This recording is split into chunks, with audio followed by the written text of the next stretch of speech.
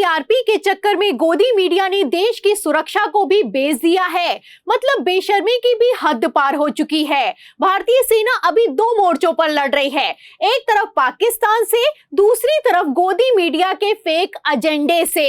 तो एनडीटीवी जैसे चैनल ने भी क्या घटिया हरकत करके दिखाई है, इस खबर में आपको बताएंगे। भारतीय सेना ने खुद कैसे गोदी मीडिया के फेक एजेंडे की धज्जियां उड़ाई हैं, उस पर भी आएंगे। और तो और गृह मंत्री अमित शाह कैसे अपने ही बयान से भाग खड़े हुए हैं, वो बयान भी सुनाएंगे।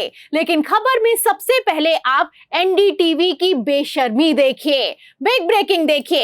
एनडीटीवी ने पहले तो खबर चलाई कि श्रीनगर में 100 से ज्यादा धमाके, और फिर खबर चलाई गई, बिग ब्रेकिंग निकलकर सामने आई कि श्रीनगर में कोई धमाका नहीं हुआ, सेना सूत्र। अब इससे ज्यादा गैर जिम्मेदाराना रिपोर्टिंग क्या ही होगी। मतलब एनडीटीवी ने खुद की ब्रेकिंग चलाकर खुद की ही खबर को खारिज कर दिया है। तो पहले तो बिग ब्रेकिंग चलाई गई कि श्रीनगर में 100 से ज्यादा धमाके हो गए हैं, श्रीनगर पूरी तरीके से तबाह हो गया है। फिर जब भारतीय सेना ने इस खबर का खंडन कर दिया, इस खबर को खारिज कर दिया, तो एनडीटीवी ने सेना के सूत्रों से हवाले से दावा किया कि कोई धमाका नहीं हुआ है। मतलब इन लोगों को शर्म है कि आती नहीं। ये एनडीटीवी जैसे चैनल की खबरें हैं जिसके प्राइम टाइम में वरिष्ठ पत्रकार रवीश कुमार एएनआई जैसी सरकारी एजेंसियों की खबरों तक का फैक्ट चेक कर दिया करते थे। अब उसी एनडीटीवी ने ऐसी बेशर्मी दिखाई है कि हद पार हो गई है। मतलब एक नहीं, दो नहीं, श्रीनगर में 100 से ज्यादा धमाके करवा दिए हैं। ये न्यूज चैनल है या फिर की कॉमेडी चल रही है, समझना मुश्किल दिखाई दे रहा है। एक तरफ देश की सुरक्षा खतरे में है, युद्ध जैसे हालात हैं, पाकिस्तान ने सीज फायर का उल्लंघन किया है। ऐसे में जिम्मेदारी से रिपोर्टिंग करना तो छोड़िए, गोदी मीडिया ने तो इतनी हद पार कर दी है कि भारतीय सेना को इनकी फेक न्यूज का खंडन करना पड़ रहा है। पहले खबरें चलाई कि भारत ने पाकिस्तान पर कब्जा कर लिया है, भारतीय सेना पाकिस्तान के बॉर्डर में घुस गई है।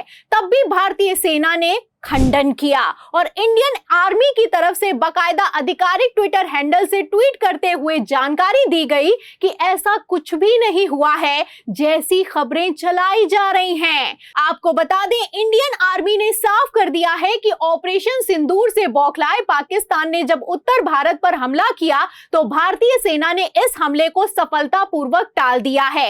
इतनी सी खबर है, लेकिन इस खबर को गोदी मीडिया ने कैसे बढ़ा चढ़ा कर चलाया है और युद्ध करवा दिया है, आप देख सकते हैं। अब गोदी मीडिया के लिए इससे ज्यादा शर्म की बात क्या ही होगी कि भारतीय सेना खुद उसकी खबर का खंडन कर रही है, और एक बार नहीं कर रही है, बार बार कर रही है। एक तरफ भारतीय सेना गोदी मीडिया और पाकिस्तान से लड़ रही है, दूसरी तरफ हमारे गृह मंत्री अमित शाह का क्या कर रहे हैं, हवाबाजी कर रहे हैं। और छोटे यूट्यूब चैनल जो कि सरकार से सवाल कर रहे हैं, उनको डरा रहे हैं, धमका रहे हैं, पहलगाम आतंकी हमले में हुई अपनी चूक को छुपा रहे हैं।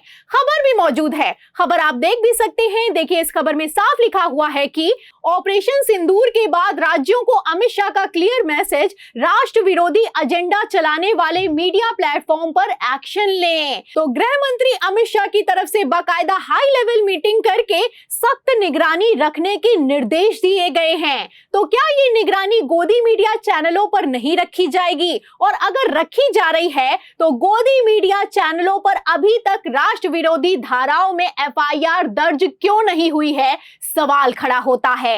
जैसा कि आप जानते हैं कि सवालों से खौफ खाती सरकार ने हमारा 4 PM न्यूज चैनल तो बंद कर दिया, जिसे हमने सुप्रीम कोर्ट जाकर खुलवाया है। ठीक इसी तरह से लोक गायिका नेहा सिंह राठौर पर भी एफआईआर तक दर्ज हो चुकी है।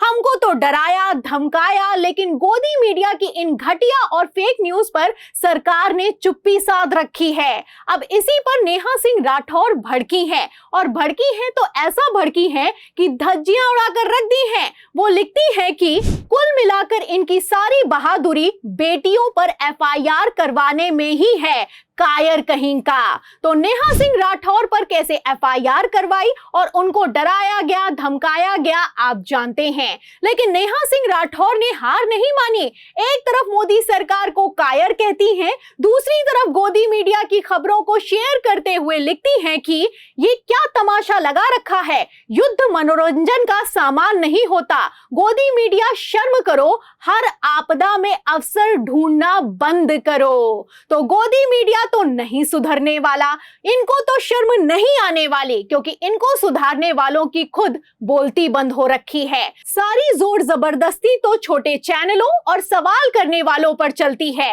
लेकिन इन सब से हम डरने वाले नहीं हैं, सवाल करने वाले हैं, क्योंकि प्रधानमंत्री नरेंद्र मोदी ने खुद कहा था कि वो अमेरिका के सामने झुकने वाले नहीं हैं। और अब जब सीज फायर का उल्लंघन हो चुका है तो क्या हो रहा है, सवाल खड़ा होता है।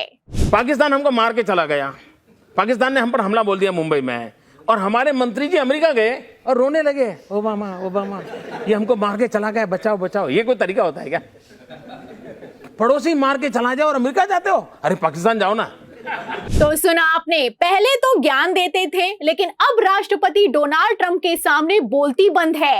हालत तो इतनी खराब है इस मोदी सरकार की कि प्रधानमंत्री नरेंद्र मोदी से पहले अमेरिका का राष्ट्रपति ऐलान करता है कि पाकिस्तान और भारत में सीज फायर हो चुका है, और पीएम मोदी समेत गृह मंत्री अमित शाह ने अभी तक इस सीज फायर उल्लंघन को लेकर तक किसी तरह का कोई बयान जारी नहीं किया है। फिलहाल इसी चुप्पी को चैलेंज करते हुए लोक गायिका नेहा सिंह राठौर ने लिखा भी है, और वो कहती है कि मैं बार बार कहूंगी कि हमें युद्ध नहीं चाहिए, लेकिन पहलगाम के दोषी आतंकवादियों के सिर अभी भी चाहिए। क्या ये दोनों बातें समझना इतना ज्यादा कठिन है?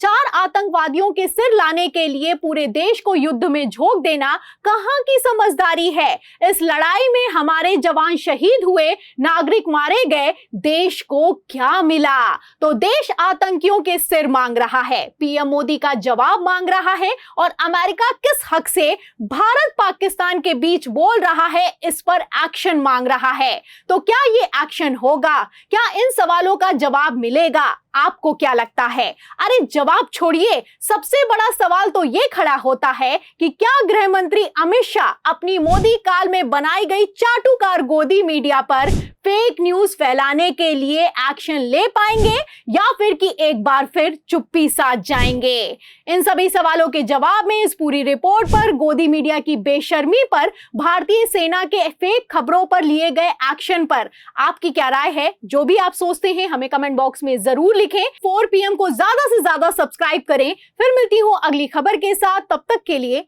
धन्यवाद।